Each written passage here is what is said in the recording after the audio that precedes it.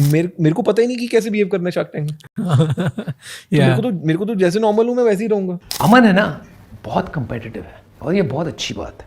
और अब वो क्या कह रहे हैं, उनका बोलने का ये मतलब है किसने पिच करने आए और उनकी कंपेटिटिव कंपनी, और उसमें मैंने और अश्नीर ने थोड़ी आग लगा दी। क्या आपको शार्क टैंक इंडिया सीजन 1 में अमन का ये मशहूर डायलॉग याद है? हर इंडस्ट्री में एक ही गुंडा हो सकता है, वहाँ का गुंडा हम हैं। लेकिन इसके बाद ही सीजन 4 में अमन कुछ ऐसा बोलते हैं। But I still like you.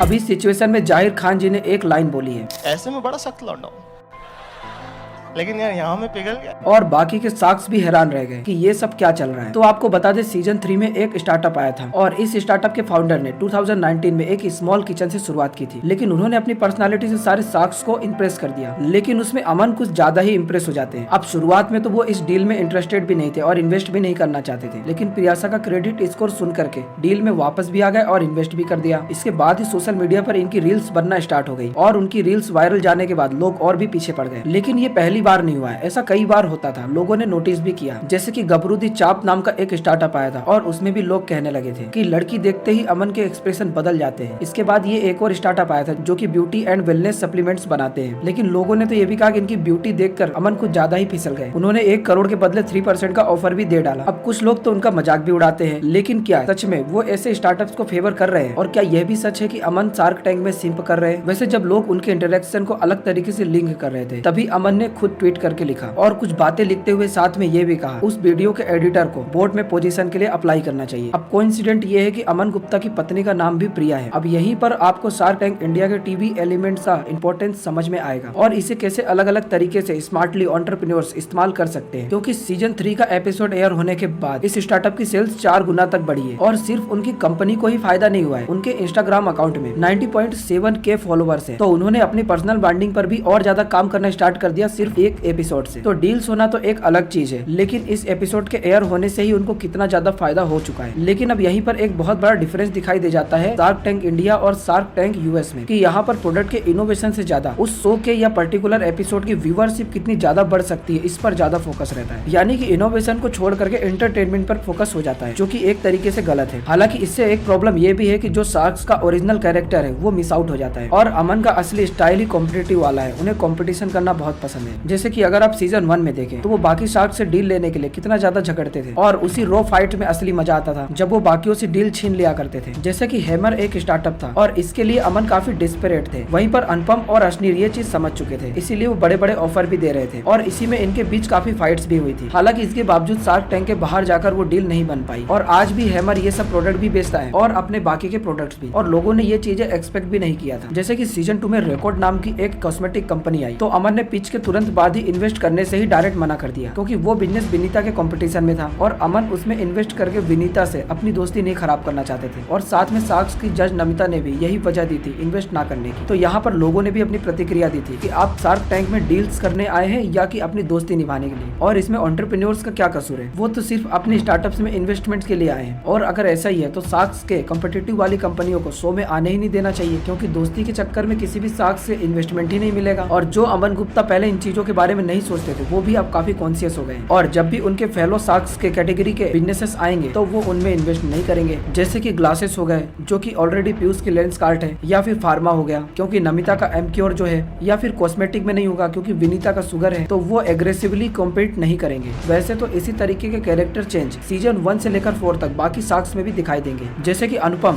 Season 1 में कुछ अलग थे, लेकिन अब पता नहीं क्या बनने की कोशिश कर रहे हैं। वो वीडियो भी हमने अपने चैनल पर बनाया है, आप जाके देख सकते हैं। तो अब आप कमेंट्स में बताइए इनके बिहेवियर में क्या क्या चेंजेस आपको देखने को मिल रहे हैं। वीडियो को लाइक करें, चैनल सब्सक्राइब करें इसी तरीके के इंटरेस्टिंग वीडियोस के लिए। Thanks for watching.